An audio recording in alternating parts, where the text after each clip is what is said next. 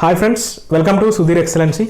So ఈరోజు current అఫైర్స్లో భాగంగా మనం డిస్కస్ చేయబోయే టాపిక్స్ వచ్చేసి రీసెంట్గా ఉత్తరప్రదేశ్లోని ఒక ఊరి పేరు అంటే ఒక రైల్వే స్టేషన్ పేరు మార్చడం జరిగింది. దానికి మినిస్ట్రీ ఆఫ్ హోమ్ అఫైర్స్ వాళ్ళు ఒప్పుకోవడం జరిగింది. సో అదేంటో డిస్కస్ చేద్దాం.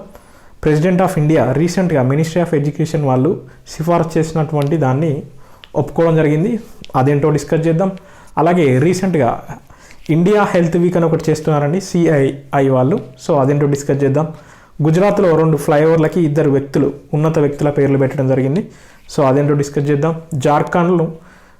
జార్ఖండ్ రాష్ట్రం వాళ్ళు న్యూ స్టేట్ లోగోను వాళ్ళు ఆవిష్కరించడం జరిగింది. సో అదేంటో డిస్కస్ చేద్దాం.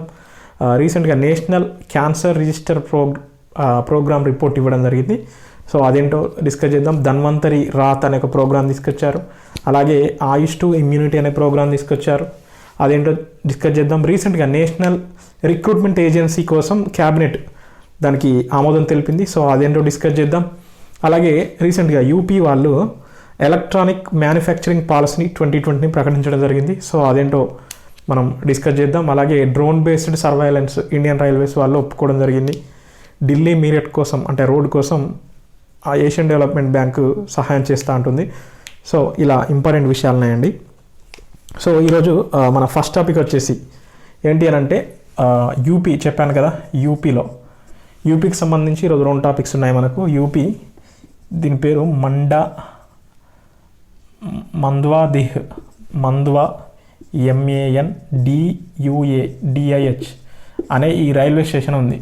సో ఈ రైల్వే స్టేషన్ పేరును బనారస్ గుర్తుపెట్టుకోండి, బనారస్గా మార్చాలని అక్కడి స్టేట్ గవర్నమెంటు అడగడం జరిగింది. ఎప్పుడైనా ఒకటి గుర్తుపెట్టుకోండి, ఏదైనా ఊరు పేరును మార్చాలి అని అంటే మినిస్ట్రీ ఆఫ్ హోమ్ అఫైర్స్ యొక్క అప్రూవల్ ఉండాలి. సో ఇప్పుడు ఈ బనారస్ అని పేరు మార్చేందుకు మినిస్ట్రీ ఆఫ్ హోమ్ అఫైర్స్ వాళ్ళు ఒప్పుకోవడం జరిగింది. సో ఇది గుర్తుపెట్టుకోండి. ఇది ఎక్కడ ఉందంటే యూపీలో ఉంది. ఇంతకుముందు పేరేంటి మంద్వాదీహ్, ఇప్పుడు బనారస్గా మార్చబోతున్నారు. సో ఇది దీని గురించి. అలాగే నెక్స్ట్ ఇదే యూపీకి సంబంధించి వీళ్ళు ఎలక్ట్రానిక్ మ్యానుఫ్యాక్చరింగ్ పాలసీని ప్రకటించడం జరిగింది. సో ఈ మ్యానుఫ్యాక్చరింగ్ పాలసీ 2020 ప్రకటించడం జరిగింది. ఎందుకంటే ఇది ఎలక్ట్రానిక్లో అక్కడ ఎలక్ట్రానిక్స్ రంగంలో అక్కడ తయారీ రంగాన్ని ప్రోత్సహించేందుకు దీన్ని తీసుకొచ్చారు. సో ఇది మనకు తెలిసిన విషయమే. సో ఇది దీని గురించి. దీంతో పాటు ఇక్కడ మనం గుర్తుపెట్టుకోవాల్సింది ఇండియా గవర్నమెంట్ EMC 2.0. సో ఇది గుర్తుపెట్టుకోండి, ఇది ఇంపార్టెంట్. EMC 2.0 అంటే ఏంటండి? Modified electronic manufacturing clusters. So దీనికి మనం మొన్న చూసాం, ఇండియా స్టార్ట్ చేసింది కదా. సో ఇది గుర్తుపెట్టుకోండి, EMC modified electronic manufacturing clusters అని, అలాగే సెమీ కండక్టర్ కోసం స్పెక్స్ అని. సో ఇవి గుర్తుపెట్టుకోండి. ఈ 2 important. EMC 2.0 as well as specs. So ఈ 2 ఇంపార్టెంట్ అండి. సో వీటిని గుర్తుపెట్టుకోండి, యూపీకి సంబంధించి ఈ 2 పథకాలు. అలాగే నెక్స్ట్ టాపిక్ వచ్చేసి రీసెంట్గా ప్రెసిడెంట్ ఆఫ్ ఇండియా ఏంటి అని అంటే, మనం మొన్న న్యూ ఎడ్యుకేషన్ పాలసీ 2020 తెలుసు కదా అండి. దీని ఎవరండి చైర్మన్? కస్తూరి రంగన్ కదా. సో ఆయన ఏమన్నారు, MHRD పేరును నార్మల్గా MHRD పేరు ఇంతకుముందు ministry of human resource department అని ఉండేది కదండి, MHRD. సో ఈ MHRDని ఏమన్నారు, ఇప్పుడు న్యూ ఎడ్యుకేషన్ పాలసీ ఏమని చెప్పింది, దీని పేరును మార్చాలని చెప్పింది. ఏమని? మినిస్ట్రీ ఆఫ్ ఎడ్యుకేషన్గా మార్చాలని చెప్పింది కదా. సో ఈ ఎడ్యుకేషన్ దీన్ని మార్చేందుకు ప్రెసిడెంట్ ఆఫ్ ఇండియా ఒక నోడు లేకపోతే ఒక అప్రూవల్ ఇవ్వడం జరిగింది. ఇప్పుడు ఇది మార్చబోతున్నారు. సో ఇది గుర్తుపెట్టుకోండి. సో ఇది రీసెంట్గా జరిగింది కాబట్టి ఇది కూడా కొంచెం ఇంపార్టెంట్. ఇది దీని గురించి. అలాగే రీసెంట్గా ఏపీ ప్రభుత్వం ఏపీ సీఎం అయినటువంటి వైఎస్ జగన్మోహన్ రెడ్డి గారు UPI బేస్డ్ పేమెంట్ సిస్టమ్ను స్టార్ట్ చేయడం జరిగింది. UPI బేస్డ్ పేమెంట్ సిస్టమ్ ఎక్కడ అంటే గ్రామాల్లో, అంటే ఎంటైర్ స్టేట్లో UPI బేస్డ్ పేమెంట్ సిస్టమ్ ఎక్కడ అంటే గ్రామాల్లో ఉన్నటువంటి విలేజ్ సెక్రటరీస్, వార్డ్ సెక్రటరీస్ వీళ్ళు వెళ్ళి చేస్తారన్నమాట. అంటే ఎందుకు అని అంటే ఇప్పుడు UPI డిజిటల్ నార్మల్గా UPI బేస్డ్ పేమెంట్స్ గురించి మనకు ఐడియా ఉంటుంది కదా. ఇప్పుడు పేటిఎం, ఫోన్పే, గూగుల్ పే లాగా వీళ్ళు ఒక పేమెంట్ సిస్టమ్ తీసుకొచ్చారు ఇక్కడ ప్రభుత్వం. సో తద్వారా ఏంటి అని అంటే ఇప్పుడు నార్మల్గా ప్రభుత్వం ఇచ్చేటువంటి డైరెక్ట్ బెనిఫిట్ ట్రాన్స్ఫర్ ప్రోగ్రామ్స్ ఉంటాయి కదా, DBT. సో ఇలాంటి ప్రోగ్రామ్స్ ఇప్పుడు వైఎస్ఆర్ చేయూతలో కావచ్చు, వైఎస్ఆర్ ఆసరాలో, అలాగే అక్కడ పెన్షన్స్, వివిధ రకాల గవర్నమెంట్ ఇచ్చేటువంటి డీబీటీ ప్రోగ్రామ్స్లో, అంటే గవర్నమెంట్ ఇచ్చేటువంటి సంక్షేమ ఫలాలను, అంటే వాళ్ళకు క్యాష్ రూపంలో ఇచ్చే అన్నిటికీ ఈ సిస్టమ్ ఇప్పుడు ఉపయోగపడుతుంది కదా. సో ఇది దేని సహకారంతో అంటే NPCI, national payment corporation of India యొక్క సహకారంతో ఈ యూపీఐ బేస్డ్ పేమెంట్ సిస్టమ్ను అక్కడ స్టార్ట్ చేయడం జరిగింది వైఎస్ జగన్మోహన్ రెడ్డి గారు. సో ఇది కూడా ఒకసారి గమనించండి. సో ఇది దీని గురించి. అలాగే రీసెంట్గా నెక్స్ట్ టాపిక్ వచ్చి CI, confederation of Indian industries అంటారు, సిఐఐ అంటే. సో వీళ్ళు ఏంటంటే ఒక హెల్త్ వీక్ అని ఒకటి స్టార్ట్ చేయడం జరిగింది. సో హెల్త్ కోసం, అంటే హెల్త్ అవేర్నెస్ కోసం ఒక క్యాంపెయిన్ చేశారండి. సో ఈ క్యాంపెయిన్ నార్మల్గా ఎప్పటి నుంచి ఎప్పటి వరకు అంటే ఈ ఆగస్ట్ 17th to 21st వరకు ఈ క్యాంపెయిన్ జరుగుతుంది. సో ఈ క్యాంపెయిన్లో భాగంగా గుర్తుపెట్టుకోండి, ఆగస్ట్ 17 to 21 ఎవరు సిఐఐ వాళ్ళు చేస్తున్నారు. దీనికి ministry of health and family welfare ఎవరు హర్షవర్ధన్ గారు హాజరు కావడం జరిగింది. సో దీంట్లో ముఖ్య ఉద్దేశం ఏంటంటే, ఇప్పుడు ఈ వీళ్ళు వీక్ అని చెప్పారు కదా, ఇండియా హెల్దియర్ వీక్ అని వీళ్ళు పెట్టారు. దీనికి హెల్దియర్ వీక్ అని, ఇండియా హెల్దియర్ వీక్ 17 to 21 అన్నాం కదా, ఇండియా హెల్దియర్ వీక్ అని చెప్పారు. సో దీనికి వీళ్ళు ఇచ్చిన థీమ్ తీసుకున్నారండి. దీనికి వీళ్ళు థీమ్ ఎందుకు తీసుకున్నారు, ఇప్పుడు ఇప్పుడు నార్మల్గా కోవిడ్-19 నేపథ్యంలో ప్రజలకు ఇబ్బందులు పడుతున్నారని చెప్పి ఆరోగ్యం పట్ల క్యాంపెయినింగ్ చేయాలని వీళ్ళు చేస్తున్నారు. ఓకే, సో వీళ్ళు తీసుకున్నటువంటి ఈ ప్రోగ్రాంకు వీళ్ళు థీమ్ ఏం తీసుకున్నారు అంటే రీడిఫైనింగ్ హెల్త్ కేర్ ఈకోసిస్టమ్. ఇది గుర్తుపెట్టుకోండి, redefining health care ecosystem in India. So ఇది థీము, ఈ ప్రోగ్రామ్ యొక్క theme redefining health care ecosystem. So ఇది దీన్ని తీసుకున్నారు. సో దీనిలో మన నార్మల్ గవర్నమెంట్ ఆఫ్ ఇండియా యొక్క కొన్ని లక్ష్యాల గురించి కూడా మాట్లాడడం జరిగింది. ఇప్పుడు దీంట్లో టీబీ గురించి కూడా వీళ్ళు క్యాంపెయిన్ చేశారు. సో ప్రత్యేకించి ఈ హెల్త్ వీక్ కూడా టీబీ గురించి కూడా చేశారు. టీబీ అంటే ప్రభుత్వం ఏం చేస్తుంది అని అంటే టీబీ ఫ్రీ ఇండియా, మొన్న బడ్జెట్లో చెప్పడం జరిగింది. అది కూడా ఒకసారి గుర్తుపెట్టుకోండి, టీబీని ఓడిద్దాం, దేశాన్ని గెలిపిద్దాం, టీబీ ఫ్రీ ఇండియా అనే ఒక స్లోగన్ ఇచ్చారు. సో ఇప్పుడు 2025 నాటికి, ఇది గుర్తుపెట్టుకోండి, ఇది ఇంపార్టెంట్, 2025 నాటికి టీబీ ఫ్రీ ఇండియాగా మార్చాలన్నది భారత ప్రభుత్వం యొక్క లక్ష్యం. టీబీ ఫ్రీ ఇండియా, లేకపోతే టీబీ పేషెంట్లు జీరోకు తీసుకురావడం. ఎప్పటి వరకు అండి, 2025 నాటికి. సో ఇది ఇంపార్టెంట్ ఇక్కడ, ఇది దీని గురించి. అలాగే రీసెంట్గా నెక్స్ట్ హెల్త్కి సంబంధించి ఈరోజు ఈ టీబీకి సంబంధించి, అలాగే హెల్త్కి సంబంధించి 3 ప్రోగ్రామ్స్ ఉన్నాయండి ఈరోజు. ధన్వంతరి రాత్ అనే ఒక ప్రోగ్రామ్ తీసుకొచ్చారు. సో ఇది ఎవరు అంటే ఢిల్లీ పోలీసులు తీసుకొచ్చారండి. ఢిల్లీ పోలీసు అంటే ఢిల్లీలో పోలీసులు ఉన్నటువంటి అక్కడ పోలీస్ హెడ్ క్వార్టర్స్ ఉంటాయి కదా, రెసిడెంట్స్ ఆఫ్ పోలీసు, వాళ్ళకి హెల్త్ అసిస్టెంట్స్, అలాగే వాళ్ళకి సంబంధించి ఆయుష్ డిపార్ట్మెంట్ ఉంటుంది కదా, ఆయుర్వేద డిపార్ట్మెంట్ వాళ్ళ సహకారంతో దీన్ని చేశారు. అంటే ఎవరండి, ధన్వంతరి రాత్, గుర్తుపెట్టుకోండి, ధన్వంతరి రాత్. ఎవరు తీసుకొచ్చారు దీన్ని, ఢిల్లీ పోలీస్ వాళ్ళు. ఎవరి సహకారంతో, all India institute of Ayurveda సహకారంతో ఈ ఒక ఎంవై కూరిందనమాట ఈ ఢిల్లీ పోలీస్ వాళ్ళకి, all India institute of Ayurveda.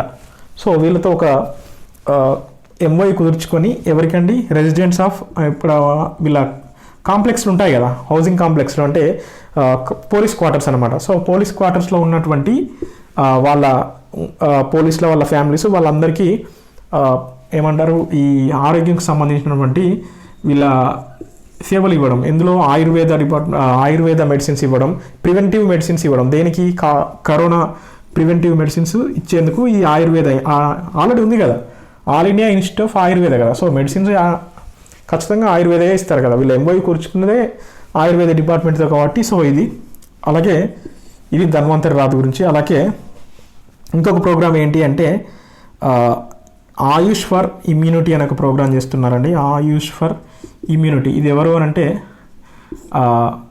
Ayush department వాళ్ళు. ఆయుష్ అంటే ఆయుర్వేద, యోగా, యునాని, సిద్ధ, హోమియోపతి. ఇది గుర్తుపెట్టుకోండి.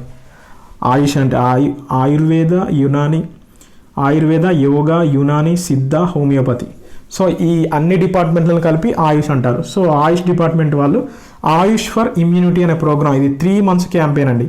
సో ఈ 3 months క్యాంపెయిన్లో ఈ ఆయుష్కి సంబంధించిన మెడిసిన్స్ వాడాలి, ఒక క్యాంపెయిన్ చేయబోతున్నారు. సో ఇది గుర్తుపెట్టుకోండి, ఆయుష్ ఫర్ ఇమ్యూనిటీ. సో ఇది దీని గురించి, ధన్వంతరి రాత్ ప్రోగ్రామ్ గురించి. సో ఇది అలాగే రీసెంట్గా గుజరాత్లో 2 ఫ్లైఓవర్స్, గుజరాత్లో ఫ్లైఓవర్స్ ఉన్నాయండి. ఒకటి అంజలి క్రాస్ అని వాళ్ళు అన్నారు, అక్కడ ఎక్కడ దగ్గర అని మనకు అనవసరం అది. బట్ ఎవరి పేర్లు పెడుతున్నారు అన్నది ఇంపార్టెంట్ ఇక్కడ. అరుణ్ జైట్లీ అండ్ సుష్మా స్వరాజ్ గారి పేర్లు ఈ ఫ్లైఓవర్లకు పెట్టబోతున్నారండి. సో అది గుర్తుపెట్టుకోండి. గుజరాత్లో నిన్న మనం చూసాం గ్వాలియర్ అండ్ చంబల్ ఎక్స్ప్రెస్ వేకు అటల్ బిహారీ వాజ్పేయి గారి పేరు పెట్టడం జరిగింది. సో అది చూసినాం మనం. ఇప్పుడు గుజరాత్లో ఏంటండి సుష్మా స్వరాజ్ గారి పేరు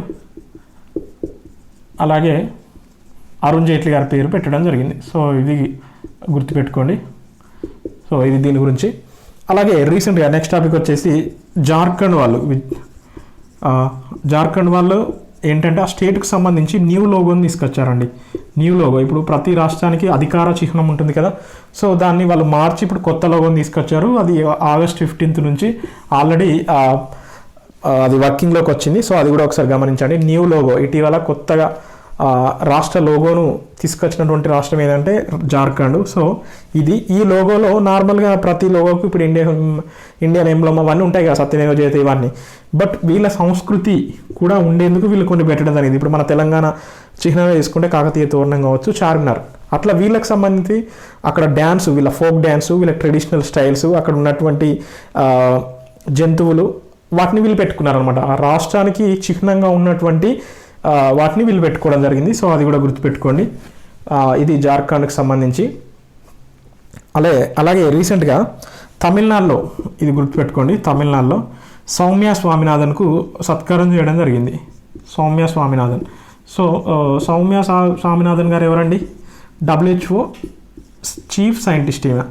సో ఈమెకు సన్మానం చేయడం జరిగింది. ఎందుకంటే తమిళనాడుకు సంబంధించిన వ్యక్తి అని చెప్పి సౌమ్య స్వామినాథన్ గారికి ఆగస్ట్ 15 రోజున సన్మానం చేశారు. సో ఇది గుర్తుపెట్టుకోండి, ఈమెకు సన్మానం. ఇది దీని గురించి. అలాగే నెక్స్ట్ టాపిక్ వచ్చేసి రీసెంట్గా ఏంటి అంటే national cancer registry programme report అని ఒకటి ఇవ్వడం జరిగింది. National cancer register programme report 2020 అని ఇవ్వడం జరిగింది. సో ఈ ప్రోగ్రాంలో దాదాపు 13.9 lakhs ప్రస్తుతానికి 2020 నాటికి 13.9 lakhs పేషెంట్స్, క్యాన్సర్ పేషెంట్లు ఇండియాలో ఉన్నారండి. గుర్తుపెట్టుకోండి. నేషనల్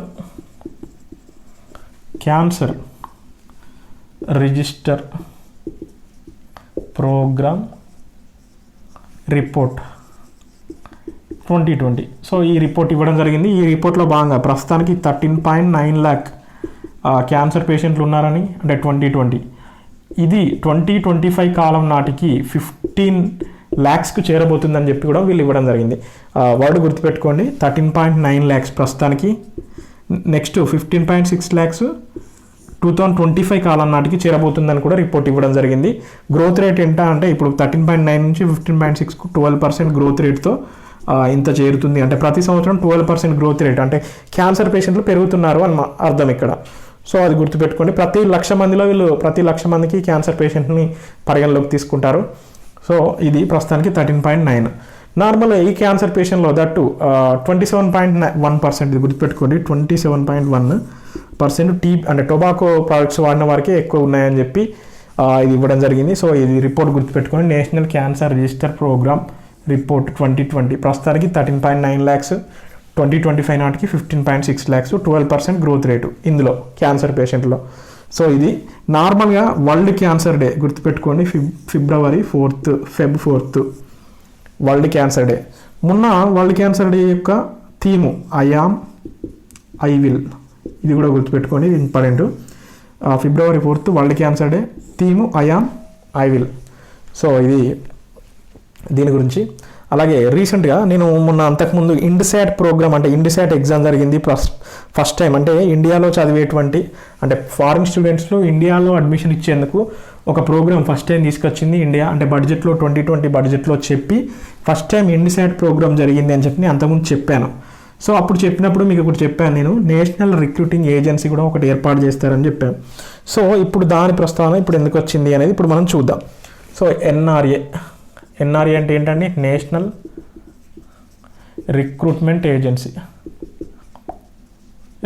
ఏజెన్సీ రీసెంట్గా ఎవరు అంటే క్యాబినెట్ వాళ్ళు దీనికి ఆమోదం తెలపడం జరిగిందండి. సో ఇప్పుడు ఇక నుంచి నేషనల్ రిక్రూట్మెంట్ ఏజెన్సీ ఏంటంటే ఒకే దేశం ఇప్పుడు దేశంలో దాదాపుగా IBPS కావచ్చు, ఇప్పుడు మనం రాస్తుంటాం exams, IBPS, staff selection commission, అలాగే UPSC ఎగ్జామ్స్ ఉంటాయి. ఇవి మెయిన్గా IBPS, SSC, UPSC, వివిధ రకాల ఎగ్జామ్స్ మనం ఎన్నో రకాలవి రాస్తుంటాం. మళ్ళీ స్టేట్స్కి సపరేట్, మళ్ళీ పబ్లిక్ సర్వీస్ కమిషన్స్, మళ్ళీ వివిధ డిపార్ట్మెంట్లకు వివిధ ఎగ్జామ్స్, ఇలా వివిధ రకాల ఎగ్జామ్స్ స్టూడెంట్స్ రాసేందుకు వీలుగా ఉండట్లేదు. మళ్ళీ ఇంకోటి ఏంటంటే ఇప్పుడు సపోజ్ లేడీస్ ఉన్నప్పుడు వేరే ప్రాంతాలకు వెళ్ళి అక్కడ స్టే చేసి ఎగ్జామ్ రాయడం, కొంచెం వ్యయ ప్రయాసాలకు వచ్చి వెళ్ళడం ప్రాబ్లం అవుతుంది. సో ఒకే ఎగ్జామ్. మళ్ళీ ఇంకోటి ఏంటంటే పూర్ వాళ్ళకి అన్ని ఎగ్జామ్స్ రాసేందుకు కూడా ఎగ్జామ్ ఫీ లేని వాళ్ళు కూడా ఉంటారు. సో వీటన్నిటిని దృష్టిలో పెట్టుకొని నాన్ గెజిటెడ్ పోస్టులు అండి, ఇది గుర్తుపెట్టుకోండి, నాన్ గెజిటెడ్ పోస్టులకి all over India common entrance టెస్ట్ను ఏర్పాటు చేయాలని, ఆ కామన్ ఎంట్రన్స్ టెస్ట్ పేరేం పేరండి, నేషనల్ రిక్రూట్మెంట్ ఏజెన్సీ ద్వారా కామన్ ఎంట్రన్స్ టెస్ట్ పెట్టి ఒకే ఎగ్జామ్ పెట్టాలని క్యాబినెట్ ఆమోదం తెలిపింది. దీనికి ఆల్రెడీ బడ్జెట్లో 1517 కోట్లు కేటాయించారు. ప్రస్తుతానికి క్యాబినెట్ దీనికి ఆమోదం తెలిపింది. సో ఇది గుర్తుపెట్టుకోండి, నేషనల్ రిక్రూట్మెంట్ ఏజెన్సీ. ఇక నుంచి అన్నీ దీని ద్వారానే రిక్రూట్ చేస్తారు. Other than gazetted officers, non gazetted పోస్టులని దీని ద్వారానే చేస్తారు. అంటే గ్రూప్ బి కింది అన్నమాట నార్మల్గా. సో నేను అంతకుముందు చెప్పాను దీని గురించి కూడా, ఇండిసాట్ ఎగ్జామ్ గురించి చెప్పాను. సో దాన్ని మళ్ళొకసారి రీకాల్ చేసుకోండి, ఇది కొంచెం ఇంపార్టెంట్. దీనికి ఇచ్చిన బడ్జెట్ 1517 కోట్లు. సో ఇది దీని గురించి. అలాగే రీసెంట్గా ఏంటి అని అంటే drone based surveillance system Indian railways. So Indian railways వాళ్ళు వాళ్ళ రైల్వే ప్రొటెక్షన్ కోసం, సెక్యూరిటీ కోసం డ్రోన్ బేస్డ్ సర్వేలెన్స్ సిస్టమ్ను వాడబోతున్నారు. సో మనం మొన్న చూసాం యాంటీ డ్రోన్ సిస్టమ్ ఎవరికండి, పిఎం సెక్యూరిటీ కోసం డిఆర్డిఓ వాళ్ళు దాన్ని తీసుకొచ్చారు. ఆల్రెడీ ఇప్పుడు పిఎంకు ఇవ్వడం జరిగింది. ఇప్పుడు డ్రోన్ సర్వేలెన్స్ సిస్టమ్ ఎవరండి, ఇండియన్ రైల్వేస్ వాళ్ళు స్టార్ట్ చేశారు. ప్రస్తుతానికి వాళ్ళ రక్షణ కన్నారు, వాళ్ళ సెక్యూరిటీ కోసం డ్రోన్స్ని కూడా యూజ్ చేయబోతున్నారు. సో వాళ్ళు యూజ్ చేయబోతున్నారు కాబట్టి ఇది కూడా గుర్తుపెట్టుకోండి. ఇది దీని గురించి. అలాగే రీసెంట్గా ఇంకొక ప్రోగ్రామ్ ఏంటి అని అంటే ఢిల్లీ మీరట్, ఇది గుర్తుపెట్టుకోండి, ఢిల్లీ మీరట్. ఈ ఢిల్లీ మీరట్ ఏంటి అని అంటే ఒక రోడ్డు ఉంటుందండి, ర్యాపిడ్ రీజనల్ ట్రాన్సిట్ సిస్టమ్ అని అంటారు దీన్ని. ర్యాపిడ్ లేకపోతే రీజనల్ ర్యాపిడ్ ట్రాన్సిట్ సిస్టమ్, మీ ఇష్టం ఎట్లనా అండి. రీజనల్ ర్యాపిడ్ ట్రాన్సిట్ సిస్టమ్ అంటే ఇప్పుడు ఇలా ఇప్పుడు నార్మల్గా హైవేస్ ఉన్నాయి, హైవేస్ కంటే కూడా వాటికంటే కూడా మంచి అప్డేట్ అంటే రోడ్స్ తీసుకొచ్చి అంటే ట్రాన్స్పోర్టేషన్ ఫెసిలిటీస్ కల్పించడం ద్వారా ఇప్పుడు ట్రాన్స్పోర్టేషన్ ట్రేడ్ కావచ్చు, వివిధ రకాల ఎన్నో రకాల ఎక్స్పోర్ట్స్ ఇంపోర్ట్స్ అనేది, వ్యాపారం అనేది, అంటే ప్రతిదానికి బిజినెస్ ఈజీగా ఉంటుంది, డెవలప్మెంట్ అనేది పెరుగుతుంది కదా. సో దానికోసం ఇది ఎందుకు ఇప్పుడు వార్తల్లో వచ్చింది, దీన్ని స్టార్ట్ చేయబోతున్నారు. ఏది, regional rapid transit system between Delhi and Meerut. So దీనికి సహాయం చేస్తుంది ఎవరు అంటే, ఫైనాన్షియల్ అసిస్టెన్స్ ఇస్తుంది ఎవరంటే ఏషియన్ డెవలప్మెంట్ బ్యాంక్. దీని వర్త్ గుర్తుపెట్టుకోండి, 1 బిలియన్ అండి. సో ఇది కొంచెం ఎక్కువ అమౌంట్ కాబట్టి గుర్తుపెట్టుకోండి, $1 బిలియన్, చాలా పెద్ద అమౌంట్, గుర్తుపెట్టుకోండి దీన్ని. ఏషియన్ డెవలప్మెంట్ బ్యాంక్ వాళ్ళు దీనికి సహాయం చేయబోతున్నారు. Regional rapid transit system between Delhi and Meerut. So ఇది దీని గురించి. అలాగే రీసెంట్గా ఏంటి అని అంటే మనం చూసాం కదా, ఖేల్ రత్న అవార్డు అండి, రాజీవ్ గాంధీ ఖేల్ రత్న అవార్డ్స్ ఉంటాయి కదా. సో ఈ రాజీవ్ గాంధీ ఖేల్ రత్న అవార్డ్స్ను రీసెంట్గా ప్రకటించడం జరిగింది. అంటే అర్జున అవార్డ్స్, రాజీవ్ గాంధీ ఖేల్ రత్న అవార్డు, ద్రోణాచార్య అవార్డు, ఇవన్నీ ప్రకటించడం జరిగింది. సో మనకు మాత్రం రాజీవ్ గాంధీ ఖేల్ రత్న అవార్డ్స్ ఇంపార్టెంట్. పేర్లు ఒకవేళ మీరు నార్మల్గా పేపర్లో కావచ్చు, ఎందులోనైనా చూస్తే మీకు దొరుకుతాయి, అవి రాసుకోండి. బట్ ఎందుకంటే క్రీడా విభాగంలో ఖేల్ రత్న, రాజీవ్ గాంధీ ఖేల్ రత్న అనేది ఇండియాలో అత్యున్నత అవార్డు. సో అందుకోసం రాజీవ్ గాంధీ ఖేల్ రత్న అవార్డు మాత్రం చెప్తున్నాను. సో ఈసారి 4 మెంబర్స్కి ఇస్తున్నారండి.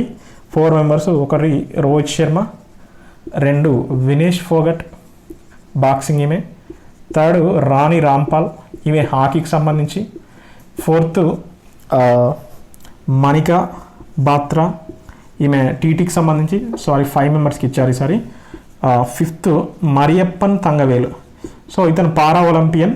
నార్మల్గా మొన్న బ్రెజిల్లో జరిగింది కదా పారా ఒలింపిక్స్కి, హై జంప్లో ఇతనికి గోల్డ్ మెడల్ వచ్చింది, గుర్తుపెట్టుకోండి, Mariyappan Thangavelu. So Manika Batra TT table tennis, Rani Rampal hockey, Vinesh Phogat మనకు తెలుసు బాక్సింగ్, రోహిత్ శర్మ. సో రీసెంట్గా ఇది రాజీవ్ గాంధీ ఖేల్ రత్న అవార్డ్స్. అర్జున అవార్డ్స్ చాలామందికి ఇవ్వడం జరిగింది. దీపక్ హూడా కబడ్డీ, సాత్విక్ చిరాగ్ వాళ్ళకి అంటే బ్యాడ్మింటన్ ఉంటారు కదా వాళ్ళకి చాలామందికి ఇచ్చారండి. సో అది గుర్తుపెట్టుకోండి, అది మాత్రం ఇది దీని గురించి. అలాగే రీసెంట్గా స్వదేశీ మైక్రో ప్రాసెసింగ్ ఛాలెంజ్ అని రీసెంట్గా పిఎం గారు దీనికి ఇవ్వడం జరిగింది. సో ఇది ఎందుకోసం అంటే స్వదేశీ మైక్రో ప్రాసెసర్ ఛాలెంజ్. సో ఇది ఎందుకు అంటే మైక్రో ప్రాసెసర్ సంబంధించి మ్యానుఫ్యాక్చరింగ్లో స్వదేశీ మైక్రో ప్రాసెసర్ ఛాలెంజ్ అని దీన్ని తీసుకురావడం జరిగింది. ఇది ఆత్మనిర్భర్ భారత్ ANBA అని రాస్తున్నాను ANBA ఆత్మనిర్భర్ భారత్ అభియాన్లో భాగంగానే. అంటే ఇప్పుడు మైక్రో ప్రాసెసర్ మ్యానుఫ్యాక్చరింగ్లో ఇప్పుడు ఛాలెంజ్ అని ఎందుకు పెట్టారంటే ఇన్నోవేటివ్ ఐడియాస్ను, స్టార్టప్స్ని, అలాగే ఇన్నోవేటర్స్ని, కొత్త వాళ్ళని, కొత్త ఐడియాలతో, కొత్త ఆవిష్కరణలతో వచ్చే వాళ్ళని మనం వాళ్ళకి అసిస్టెన్స్ ఇవ్వాలి, వాళ్ళకి అవగాహన కల్పించాలి, వాళ్ళకి ఫైనాన్షియల్ అసిస్టెన్స్ ఇచ్చి వాళ్ళ యొక్క ప్రొడక్ట్స్ను ముందుకు తీసుకెళ్ళాలి అనే ఉద్దేశంతో స్వదేశీ మైక్రో ప్రాసెసర్ ఛాలెంజ్ను తీసుకురావడం జరిగింది. సో ఇది గుర్తుపెట్టుకోండి. ఇది మైక్రో ప్రాసెసర్ గురించి. ఇందాక మనము నార్మల్గా ఇలా మైక్రో ప్రాసెసర్ గురించి మనం 2 చెప్పుకున్నాం. ఇలా ఇది మైక్రో ప్రాసెసర్. ఇందాక ఎలక్ట్రానిక్ మ్యానుఫ్యాక్చరింగ్ పాలసీ యూపీ వాళ్ళు, అదే గవర్నమెంట్ అంటే EMC 2.0 modified electronic manufacturing clusters. So ఇవి దీని గురించి అండి. సో ఇది ఈరోజు కరెంట్ అఫైర్స్. ఈరోజు చెప్పుకున్నటువంటి వాటి గురించి మనం మళ్ళొకసారి చూద్దాం. ఏంటి అని అంటే మందాద్వీహ్ అనే ప్లేస్ ఉంది కదా ఉత్తరప్రదేశ్లో, దాని యొక్క పేరు మారవడం జరిగింది. ఏమని మార్చారండి? బనారస్ అని మార్చారు. సో అదే దాని గురించి డిస్కస్ చేసినాం మనం. President of India ministry of human resource డిపార్ట్మెంట్ని మినిస్ట్రీ ఆఫ్ ఎడ్యుకేషన్గా మార్చేందుకు ఒక నోడ్ ఇచ్చారని చెప్పి దాని గురించి డిస్కస్ చేసినాం మనం. అలాగే health week, India health week అని 17 to 21 CII నేతృత్వంలో జరిగిందని దాని గురించి డిస్కస్ చేసినాం మనం. గుజరాత్లో 2 ఫ్లైఓవర్స్కి అరుణ్ జైట్లీ అండ్ సుష్మా స్వరాజ్ గారి పేరు పెట్టడం జరిగింది. సో దాని గురించి డిస్కస్ చేసినాం మనం. జార్ఖండ్ స్టేట్కి సంబంధించి న్యూ లోగోని స్టార్ట్ చేశారు, దాని గురించి డిస్కస్ చేసినాం. ఏపీ ప్రభుత్వం UPI బేస్డ్ పేమెంట్ సిస్టమ్ తీసుకొచ్చింది, దాని గురించి డిస్కస్ చేసినాం. National cancer register programme report 2020 గురించి డిస్కస్ చేసినాం. ధన్వంతరి రాత్ క్యాంపెయిన్ గురించి డిస్కస్ చేసినాం. అలాగే ఇమ్యూనిటీ, ఆయుష్ ఫర్ ఇమ్యూనిటీ అనే ప్రోగ్రామ్ గురించి డిస్కస్ చేసినాం. నేషనల్ రిక్రూట్మెంట్ ఏజెన్సీ ద్వారా కామన్ ఎంట్రన్స్ టెస్ట్ కోసం క్యాబినెట్ అప్రూవల్ ఇచ్చిందని దాని గురించి కూడా డిస్కస్ చేసినాం మనం. యూపీలో ఎలక్ట్రానిక్ మ్యానుఫ్యాక్చరింగ్ పాలసీ 2020 స్టార్ట్ చేశారని దాని గురించి డిస్కస్ చేసినాం. స్వదేశీ మైక్రో ప్రాసెసర్ ఛాలెంజ్ అని దాని గురించి డిస్కస్ చేసినాం. ఇండియన్ రైల్వేస్ వాళ్ళు drone based surveillance system start చేశారు, అదేంటో దాని గురించి డిస్కస్ చేసినాం. ఢిల్లీ మీరట్ మధ్య రీజనల్ ర్యాపిడ్ ట్రాన్సిట్ సిస్టమ్ అని ఒకటి చేస్తున్నారు, దానికి $1 billion ఫైనాన్షియల్ అసిస్టెన్స్గా ఏషియన్ డెవలప్మెంట్ బ్యాంక్ ఇస్తుందని దాని గురించి కూడా డిస్కస్ చేయడం జరిగింది మనం. అలాగే రాజీవ్ గాంధీ ఖేల్ రత్న అవార్డ్స్ ఎవరెవరికి? రోహిత్ శర్మ, వినేష్ పోగట్, మణికా బాత్రా, రాణి రాంపాల్, మరియప్పన్ తంగవేల్. సో వీటన్నిటి గురించి ఈరోజు మనం డిస్కస్ చేయడం జరిగింది. మన ఛానల్ పేరు తెలుసు కదండి, సుధీర్ ఎక్సలెన్సీ. సో మన ఛానల్లో చెప్పేటువంటి కంటెంట్ కనుక మీకు నచ్చితే దీన్ని లైక్ చేయండి, షేర్ చేయండి, సబ్స్క్రైబ్ చేయండి. థ్యాంక్ యూ అండి. Thank you for watching.